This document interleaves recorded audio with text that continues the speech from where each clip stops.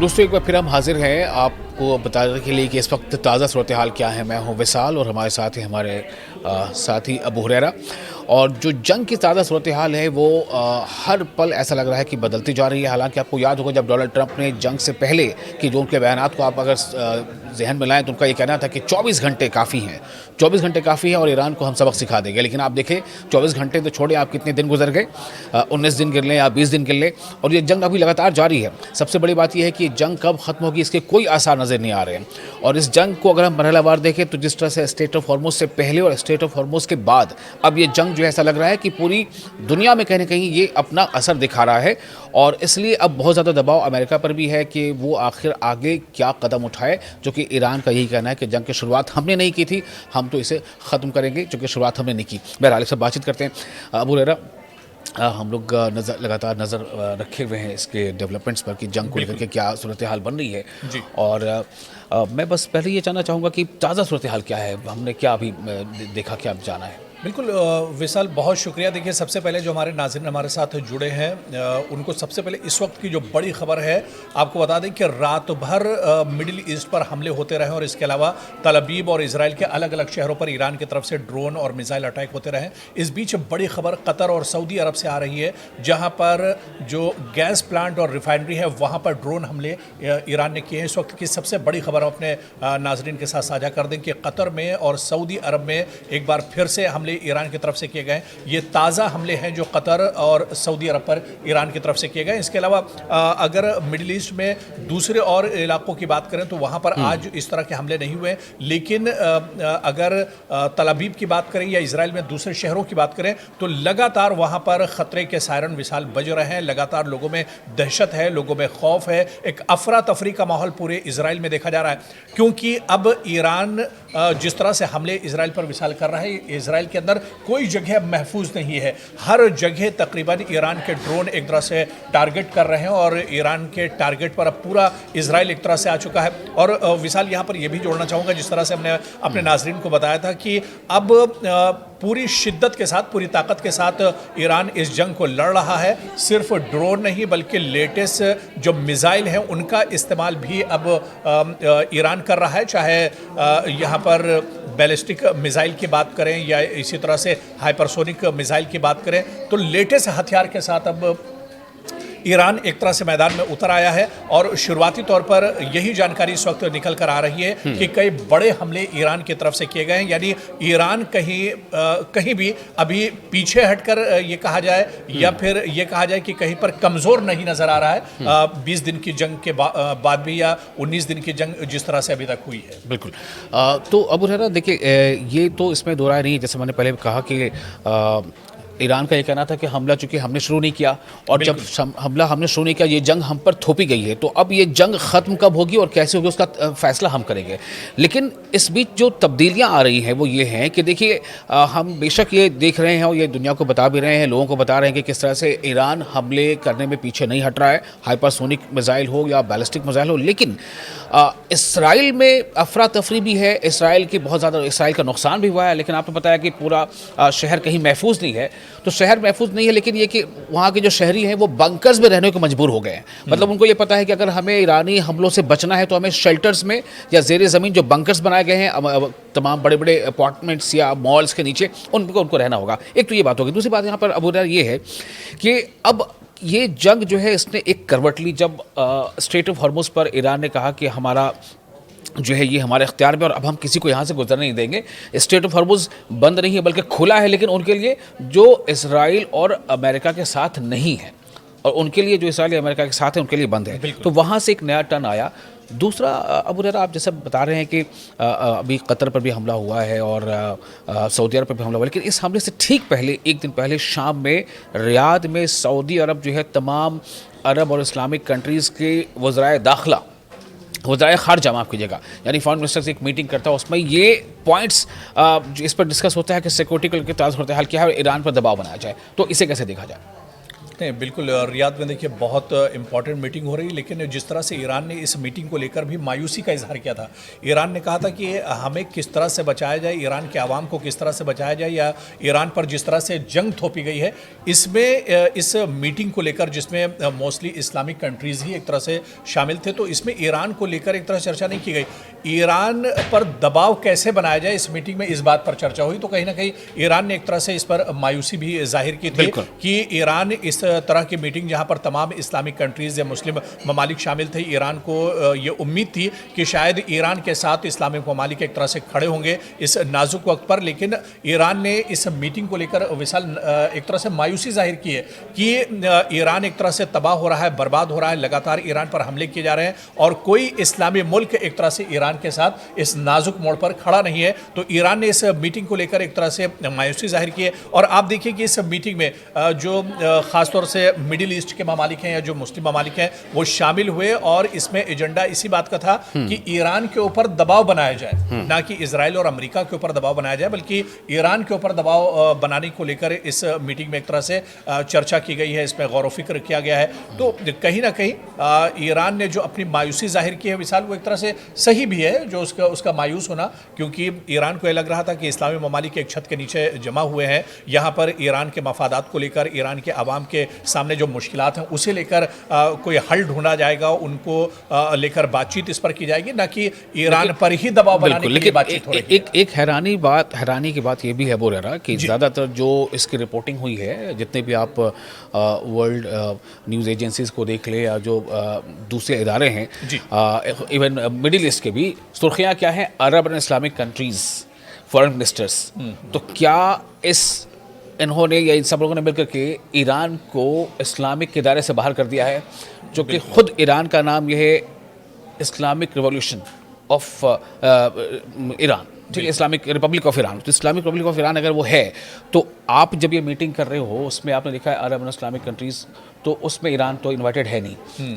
ये भी हो सकता था कि क्या आप उसके साथ ही मिलकर बातचीत करते, एक ऑप्शन है, लेकिन नहीं हो। बहरहाल तो दूसरा सबसे बड़ी बात है कि देखिए उसमें बहरैन है, इजिप्ट है, कतर है, कुवैत है, पाकिस्तान है, यूएई है, तुर्की है, अज़रबैजान है, ऐसे तमाम देश हैं, लेकिन उसमें ईरान नहीं है। तो ये अपने सिक्योरिटी को एसेस तो कर रहे हैं, उनको ये लग रहा है कि बार बार हम वार्न कर रहे हैं कि हमारे यूपर हमले ना हो, लेकिन ये इस बात को क्यों नहीं समझ रहा है कि ईरान का ये कहना था कि हम ये हमले आप पर नहीं कर रहे, हमारा हमला कुवैत या अरब या यूएई के वहाँ के शहरियों या वहाँ के मफादात के लिए नहीं है, बल्कि ये हमले उन पर हैं जो अमरीकी वहाँ मफादात हैं, ये जो अमरीकी वहाँ पर बेसिस हैं। जी। तो आपको क्या लग रहा है? मेरा अब सवाल यहाँ से ये होगा कि जिस तरह से स्टेट ऑफ हॉर्मोज को लेकर के देखा गया कि डोनाल्ड ट्रंप ने दुनिया से अपील कर दी कि भाई आप भेजो, अपने नेवल बेसिस भेजो, अपने नेवल जो आर्मी है उनको भेजो, और हम जो है स्टेट ऑफ हॉर्मोज को सेफ बनाएंगे। तो उसमें एक तरफ ये देखने को मिला कि नाटो के वो तमाम देश जो अक्सर अमेरिका का साथ देते थे किसी भी मुल्क के ख़िलाफ़ हमले में, चाहे वो सीरिया को आप ले लें, अफ़गानिस्तान ले लें या इराक़ ले लें, इस बार ज़्यादातर नाटो मुल्कों ने डोनाल्ड ट्रंप को मना कर दिया। एक तरफ तो हम ये देख रहे हैं, दूसरी तरफ ये देख रहे हैं कि ईरान, जिससे उम्मीद थी कि दूसरे मुस्लिम या इस्लामिक कंट्रीज़ जो हमारा साथ देंगे, जैसा आप कह रहे हैं, उन्हें उनका साथ नहीं मिल रहा है। बिल्कुल देखिए विशाल, जहाँ तक अपना हुर्मुज़ का मामला है, ये इस वक्त इस पूरी जंग का सेंटर पॉइंट एक तरह से बन गया है, और ईरान अपना हुर्मुज़ को एक तरह से अब एक रास्ते की तरह से इस्तेमाल नहीं कर रहा है, बल्कि ईरान इसे एक टोल प्लाजा की तरह से इस्तेमाल कर रहा है। जिस तरह से आपने एक बात कही थी कि ईरान की तरफ से कहा गया कि अपना हुर्मुज़ खुला हुआ है, जो हमारे इत्तेहादी हैं, जो हमारे साथ खड़े हैं, उनके लिए खुला हुआ है, वो आ सकते हैं, जा सकते हैं, उनके जो कंटेनर्स हैं वो आ सकते हैं, इतना जा सकते हैं। जो हमारे इत्तेहादी हैं ये भी नहीं, जी। बल्कि जो अमेरिका या इसराइल के इत्तेहादी नहीं है। हाँ बिल्कुल, मतलब जी। दे माइट बी न्यूट्रल, आप हमारे साथ ना खड़े रहें, लेकिन आप उनके साथ खड़े न रहें जो हमारे ऊपर हमला कर रहे हैं। बिल्कुल। तो बिल्कुल यही ईरान ने कहा था कि जो अमेरिका और इजराइल के साथ नहीं खड़े, वो सभी उनके लिए रास्ता खुला हुआ है अपना हुर्मुज़, और ये रास्ता सिर्फ बंद है दुश्मनों के लिए, यानी जो अमेरिका, इजराइल और उनके जो इत्तेहादी हैं उनके साथ जो खड़े, उन सब के लिए एक तरह से ये रास्ता बंद है। तो कहीं ना कहीं एक टोल प्लाजा की तरह से आप देखिए कि एक सियासी तौर पर इसका इस्तेमाल किया जा रहा है, सिर्फ जोग्राफियाई एतबार से बहुत इंपॉर्टेंट विशाल है, और इसका ईरान ने बड़ा अच्छा इस्तेमाल किया है। यहाँ पर आप देखिए कि एक बड़ी पावर अपना हुर्मुज़ के शक्ल में ईरान को एक तरह से मिल गई है। और जिस तरह से आप देखिए ना कि डोनाल्ड ट्रंप कितने परेशान एक तरह से नज़र आ रहे हैं अपना हुर्मुज़ में, जब से रास्ता एक तरह से रोका गया है, जब से एक तरह से ईरान की तरफ से परेशान पाबंदी ही लगाई नहीं गई। बल्कि अबू हरेरा आप ये समझ लें कि दुनिया तो यही तस्वर करती है ना कि सुपर पावर है अमेरिका। बिल्कुल। तो अगर अमेरिका सुपर पावर है, उसके साथ इसराइल है, और तब भी अमेरिका को लग रहा है कि ईरान से लड़ने के लिए हमें कई देशों का साथ चाहिए। बिल्कुल। मतलब वो कह रहे हैं please come and help us, ये उनके वर्डिंग्स हैं कि कम एंड हेल्प अस। उनकी मजबूरी बिल्कुल जो ये प्रेस कॉन्फ्रेंस हुई थी जहां मीडिया से बात कर, तो उनकी मजबूरी, उनके चेहरे से जो बॉडी लैंग्वेज थी वो बता रही थी कि ये बहुत परेशान है, टूटे हुए, और अब ये दूसरे मुल्कों के सामने एक तरह से भीख मांग रहे हैं, गिड़गिड़ा रहे हैं डोनाल्ड ट्रंप। और ये भी देखा गया रिपोर्ट्स में, ये बातें आई कि जो अब्राहम लिंकन जो उनका फ्लीट कैरियर है, जो युद्धपोत हम जिसे कहते हैं, उन तमाम बेड़े को अमेरिका को पीछे हटाना पड़ा है। हाँ बिल्कुल। जब से उसने देखा है कि ईरान काफ़ी इस बारे में एग्रेसिव है, तो उसे काफ़ी पीछे हटाना पड़ा है। मेरा सवाल अब यहाँ पर यह है कि देखिए, अभी हमने कहा कि बड़ा हमला, बड़ी कामयाबी, लेकिन इसमें भी दो राय नहीं है कि ईरान के कुछ बड़े जो कायद हैं, टॉप लीडर्स, उनका जो है उनका खात्मा हो चुका, शहीद कर दिए गए। ठीक है, उन्हें शहीद कर दिया गया। आप आयतुल्लाह अली ख़ामनेई से लेकर के उस वक्त में जितने भी गए थे उनके साथ, तकरीबन जो आदाद शुमार आते हैं वो अभी तो मुकम्मल नहीं आए, कहीं 20 का आंकड़ा आता है, कहीं 25 का, कहीं 30 का, कि इतने लोग थे उनके साथ। लेकिन अब सवाल ये पैदा होता है कि अभी देखिए, हालिया जो एक ईरान को बहुत बड़ा हम कह सकते हैं कि नुकसान है, अली लारीजानी के शक्ल में, जो नेशनल सुप्रीम सिक्योरिटी काउंसिल के वो सेक्रेटरी थे, तो ये नुकसान ईरान को सहना पड़ा है। उनके जो सिक्योरिटी चीफ जो है उनके बीच नहीं रहे, लेकिन इन सब के बीच ईरान बार बार ये कह रहा है कि हम इसका बदला लेंगे। तो मैं सिर्फ ये अभी हम चाह रहे हैं कि हम लोग इस पर ज़रा सा बात कर लें कि ये ईरान का बदला लेने का ये रवैया या ये जो एक अज़्म है, दूसरी तरफ अब जो रियाद में जो मीटिंग हुई है, ये सब मिलकर के अगर ईरान पे ही दबाव बनाते हैं तो फिर क्या रास्ता बचेगा ईरान के लिए? देखिए विशाल, जहाँ तक रास्ते की बात है, ये ऑप्शन की बात है, तो ईरान दरअसल इसी वजह से इतनी मजबूती से लड़ रहा है कि ईरान के सामने करो या मरो वाली सूरत हाल एक तरह से है, डू और डाई वाली उसके सामने एक तरह से सूरत हाल है। क्योंकि पूरी दुनिया इस वक्त आप देखिए, अमेरिका और इजराइल तो उसके अगेंस्ट है ही है, लेकिन जो खलीज के जो ममालिक थे और या गल्फ़ के जो ममालिक थे, मशरिक़ वस्ता के जो ममालिक, वो भी अब कहीं नज़र नहीं आ रहे हैं। आप अगर देख लिए, लबनान को छोड़ दीजिए, और इसके अलावा जो प्रॉक्सी और छोटे मोटे जो उसके साझेदार हैं, जो इत्तेहादी हैं ईरान के, वो दरअसल इस जंग में बाकी कोई नज़र नहीं आ रहा है। पूरी आप उठाकर देखिए जब से जंग शुरू हुई, लेकिन ईरान के लिए ये मदद किसी बहुत बड़ी मदद से कम नहीं है कि नाटो के देश ने अमेरिका का साथ देने से मना कर दिया। बिल्कुल, ये ईरान के लिए कहीं ना कहीं एक बहुत बड़ी मदद ही है, इसको माना जाएगा, है ना? बिल्कुल। सवाल सिर्फ इधर है कि ये जो ममालिक हैं, Saudi Arab, Qatar, UAE, Bahrain, Jordan, Kuwait, इनका क्या रवैया होगा? चूँकि देखिए, यहाँ की जो अवाम है उनके भी सेंटिमेंट्स कहीं ना कहीं ईरान के साथ जुड़े हुए हैं। बिल्कुल। तो क्या ये वजह है कि ये ममालिक खुलकर ईरान के ख़िलाफ़ ना तो कुछ बोल पा रहे हैं और ना तो कुछ ईरान के ख़िलाफ़ कर पा रहे हैं? और क्या लग रहा है कि इस मीटिंग के बाद, चूँकि देखिए मैं आपको दो अहम बात बताता हूँ जो मीटिंग में हुई है, उसमें से ख़ास तौर से जो तुर्की का जो स्टैंड रहा है इस मीटिंग में, तुर्की का ये कहना है कि तुर्की चाहता है कि ये तमाम जो भी सिक्योरिटी को लेकर के जो हम जायज़ा कर रहे हैं, इस पर जो भी मसाइल उनको हम मिलजुल कर और बातचीत करके इसको निपटाएं। ये तुर्की का स्टैंड है, जो तुर्की के वज़ीर ख़ारजा वहाँ शामिल हुए थे इस बैठक में रियाद में।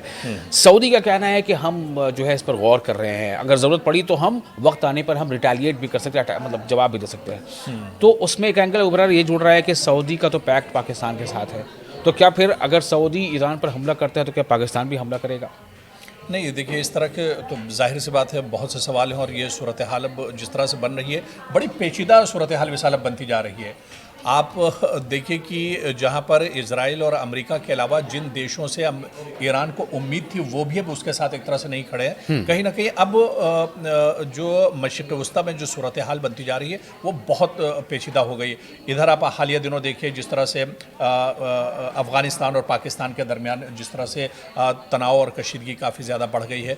उसके बाद फिर आप देखिए कि कोई भी मुल्क, चाहे इसमें सऊदी अरब की बात करें, तुर्की ने अच्छा स्टैंड लिया कि बातचीत के ज़रिए एक तरह से ये मसला हल होना चाहिए। लेकिन दूसरे ममालिक यहाँ पर खुल के भी बोलने के स्टैंड में विशाल नहीं है। कहीं ना कहीं अमेरिका का दबाव इन ममालिक पर है, और ख़ासतौर से वो तमाम ममालिक जहाँ पर अमेरिका के एयरबेस या अमेरिका के हवाई अड्डे हैं, वहाँ पर भी कहीं ना कहीं अमेरिका का एक दबाव इन ममालिक पर है। और ये साफ दिख रहा है कि कोई भी मुल्क एक तरह से खुलकर नहीं बोला है। नेटो देशों की जो बात है वो बिल्कुल दरअसल अलग है। कई ममालिक ने खुल के कहा है कि जंग नहीं होनी चाहिए, बातचीत से मसला हल होना चाहिए। लेकिन इस बीच तुर्की का जो बयान आया, इस्लामी ममालिक में खासतौर से तुर्की का जो बयान आया कि बातचीत से मसले का हल होना चाहिए, जंग मसले का हल नहीं है। ये दरअसल इससे ईरान को ज़रूर एक तरह से सपोर्ट मिलता है। लेकिन ईरान ने जिस तरह से आयतुल्लाह अली ख़ामनेई की शहादत हो या अली लारीजानी की शहादत हो, और इसके बाद जिस तरह से और भी कमांडर और लीडरशिप इनकी ख़त्म की गई, शहीद की गई, उसके बाद ईरान ने कहा था कि अब ये आर पार की लड़ाई होगी।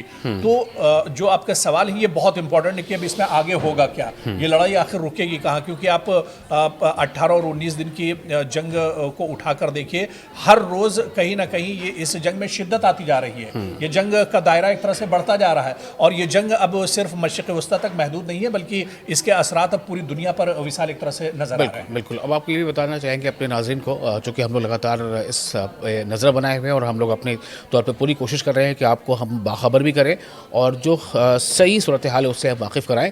ये बता दें कि एक बड़ी अहम खबर है Abu Huraira, US intelligence chief admits that Iran made no effort to rebuild nuclear program after 12-day war.